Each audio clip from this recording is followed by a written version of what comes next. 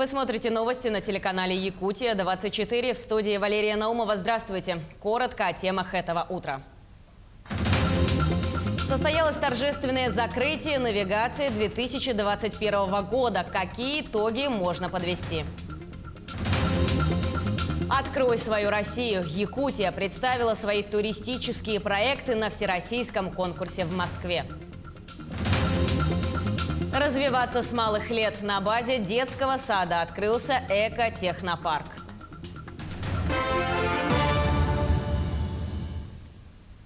В период навигации этого года Ленское объединенное речное пароходство перевезло более 1,5 миллиона тонн груза.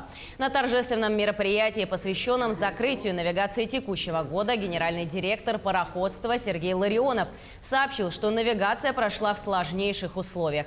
В частности, была ограничена видимость из-за крупных лесных пожаров. Кроме того, отмечался низкий уровень воды на реках Амга, Вилю, Яна, Колыма и Индигирка. Также перевозки усложнялись в связи с ветроволновыми режимами на морских участках. Слава Богу, она помогла, в общем-то, в итоге к концу навигации по году. Мы все-таки справились с этими задачами. У нас нигде мы не встали на случайный отстой. Это самое главное. Ну, а по объему перевозки, конечно, у нас в этом году лучше, чем в прошлом году и позапрошлом году, так и по выручке лучше. Поэтому пароходство, в общем-то, уверенно идет вперед. Я думаю, что сейчас мы подытожим навигацию, подобьем, значит, как говорят, результат и начнем готовиться к следующей навигации. Выставку, посвященную 300-летию прокуратуры России, открыли в Государственном музее имени Ярославского в Якутске. В экспозиции собраны уникальные документы, датируемые 18 веком. Подлинники подписаны еще императором Петром I. Посетители смогут увидеть, как менялась форма блюстителей закона и узнают много интересного из истории становления органов прокуратуры. Экспозиция будет работать 3 месяца до конца января следующего года. Посетить ее можно, соблюдая все эпидтребования. При себе необходимо иметь сертификат о вакцинации или переболевшего и средства индивидуальной защиты. В экспозиции представлены исторические стенды, посвященные прокурорам Якутии, и биографические данные.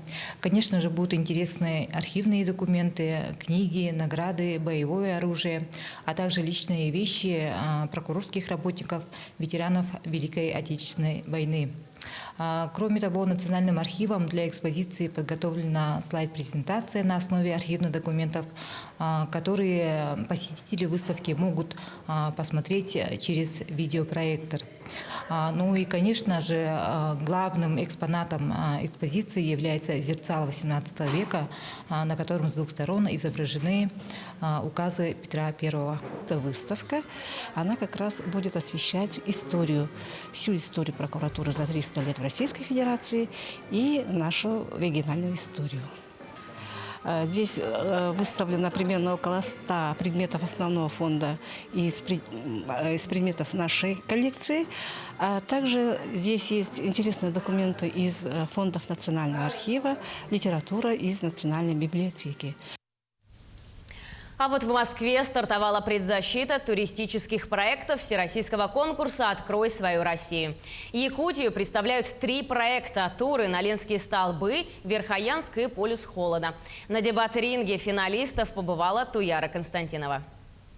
Финал конкурса «Открой свою Россию» впервые проходит в формате дебат-ринга. В жарком поединке принимают участие более 60 авторских туров из 8 федеральных округов. В 4 лидеров конкурса – Дагестан, Бурятия, Якутия и Иркутская область. Конкурс проводится в этом году первый раз такой. Его задача выявить новые концептуальные туристические маршруты, турпродукты, которые дарят новое незабываемое ощущение туристам и, соответственно, популяризировать отдых внутри России, популяризировать внутренний туризм. И победителями будут признаны 30 лучших туристических маршрутов концептуальных по мнению экспертной группы, по мнению конкурсной комиссии, и они будут объявлены уже 25 ноября. В финал попали самые эмоциональные, продуманные и аутентичные проекты. На конкурс поступило 192 заявки, и лишь 33 финалиста прошли обучение в акселерационной программе, за время которой эксперты выезжали в регионы и давали рекомендации по доработке туров. Совершенно случайно увидел то, что будет такая программа, и подал заявку, и, к удивлению, попал в группу 30 финалистов. Таких акселераторов должно быть больше. Я думаю, что в ближайшее время мы предложим еще одну интересную идею для акселератора, связанную уже с гастротуризмом. Мы обсуждали масштабнейший фестиваль, который пройдет в середине декабря в городе Москва, хедлайнером которого будет выступать Якутия. Будем объединять арктические регионы мира за одним столом, в буквальном смысле, обмениваясь лучшими практиками по развитию гастрономического туризма и, конечно, национальной арктической кухни. Организаторы проекта «Открой свою Россию» запустили народное голосование. До 14 ноября на сайте горизонт.ми у жителей республики есть возможность поддержать финалистов из Якутии. Я вообще очень люблю путешествовать, и посетить все уголки России – это такой маленький план, большой план на мою жизнь. Я думаю, Якутия – это первая точка, куда бы хотелось, особенно после вашей интересной презентации. До конца этой недели идет голосование на сайте конкурса «Открой свою Россию» за Горизонт.ми. Где можно зайти, выбрать на карте маршрутов наш маршрут. Он называется «Открой неизведанную Якутию». Нажать кнопочку лайка и проголосовать за нас. Пожалуйста, голосуйте до конца этой недели. Туяра Константинова, Джордж Березкин, Москва. В Якутске открыли сквер имени заслуженного экономиста России, первого кавалера ордена «Полярная звезда» Владимира Павлова. Он внес неоценимый вклад в развитие экономической и духовной жизни Якутии. Его трудовая биография неразрывно связана с успехами республики в области народного просвещения, масштабными показателями в производстве, сельском хозяйстве, экономике и социальной сфере. Владимир Павлов работал учителем и директором Вилючанской средней школы Сунтарского района. Владимир Гаврилович выстраивал свою работу с позиции любви к родине, к любви к народу. И, наверное, на последнее отводил только свои личные мотивы. Преодолевая трудности, он создавал лучшие условия для жизни якутян. Протяженность автобусного маршрута по городу Алекминску в среднем 8 километров. Это без учета отдельных маршрутов. В последнее время жителям густонаселенного района ЗСМ, удаленного от центра города, стало намного сложнее добираться куда-либо. Значительный перебой по времени между рейсами и частые поломки автобусов. Обеспокоены горожане и тем, что же будет зимой. В этом году Алекминска лихорадит в сфере пассажирских перевозок. Социальные сети вспыхивают от накала страстей и обсуждений. Есть вечная проблема с ними. В чем она заключается, на ваш взгляд? Ну, допустим, в морозы 1 или 2 автобуса ходят, с ребенком в садик не уедешь. На АТП уже люди не залазят, а мы на второй школе. Ученики едут до 1-й школы, в автобус залезть невозможно. На сегодня в предприятии СГЗ 12 автобусов. 7 из них в работе. Это касаемо города. Сложность наступила у нас все-таки с ковидной ситуацией с прошлого года. Пассажиропоток упал, наверное, процентов на 60. То есть выручка у нас ежедневно от 3 до 10 тысяч рублей. При этом 50 человек, я сказал, обслуживают вот эти единицы автобусов. Автобусный парк изношен. Основная масса – это 2008-2009 годы выпуска. То есть они ездят уже больше 10-11 лет.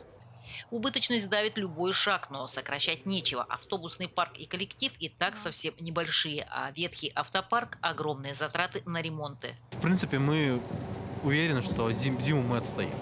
Единственный сейчас вопрос, это будет по графику движения автобусов. Тоже где-то придется нам пересмотреть графики, где-то увеличить интервал, где-то эти интервалы движения уменьшить. Интервал будет с учетом, наверное, школ?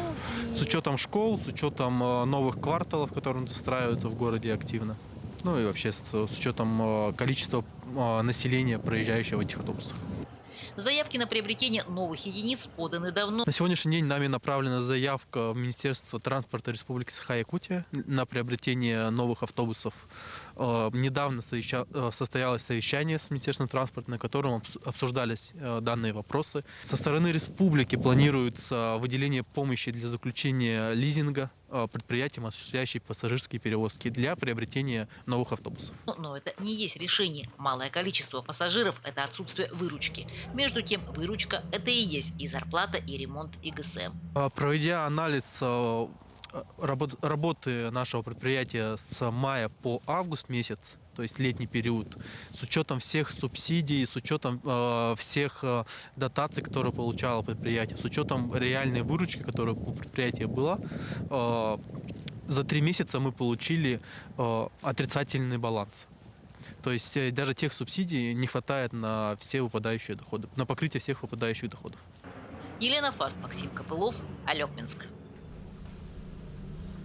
В селе Бердигестях состоялось открытие экотехнопарка на базе детского сада. Проект «Детство без границ» реализуется благодаря гранту президента. Экотехнопарк будет работать по 2 направлениям – техническое и естественно-научное.